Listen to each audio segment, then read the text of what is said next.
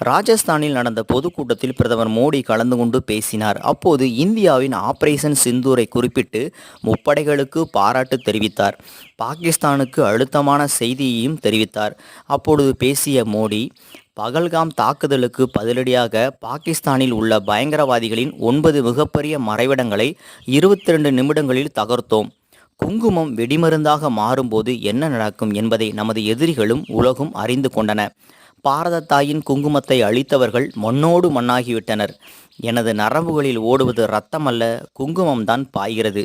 இப்போது பாரத மாதாவின் ஊழியரான மோடி தலை நிமிர்ந்து இங்கே நிற்கிறார். மோடியின் மனம் குளிர்ச்சியாக இருக்கிறது, ஆனால் அவரது இரத்தம் சூடாக இருக்கிறது என்று மோடி பேசினார்.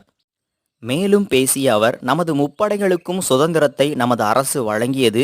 அவை ஒன்றாக சேர்ந்து உருவாக்கிய வியூகத்தால் பாகிஸ்தான் மண்டியிட்டது. வருங்காலங்களில் இந்தியா பயங்கரவாத தாக்குதல் ஒன்றை சந்தித்தால் பலமான பதிலடி உடனே கிடைக்கும். அதற்கான நேரமும் முறையும் நமது ஆயுதப்படைகள் முடிவு செய்யும்.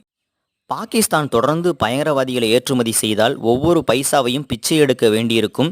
இந்தியாவின் உரிமையான தண்ணீரை பாகிஸ்தானுக்கு வழங்க முடியாது. இந்தியர்களின் இரத்தத்துடன் விளையாடினால் பாகிஸ்தானுக்கு பெரிய இழப்பு ஏற்படும் என்றும் மோடி பேசியிருந்தார்.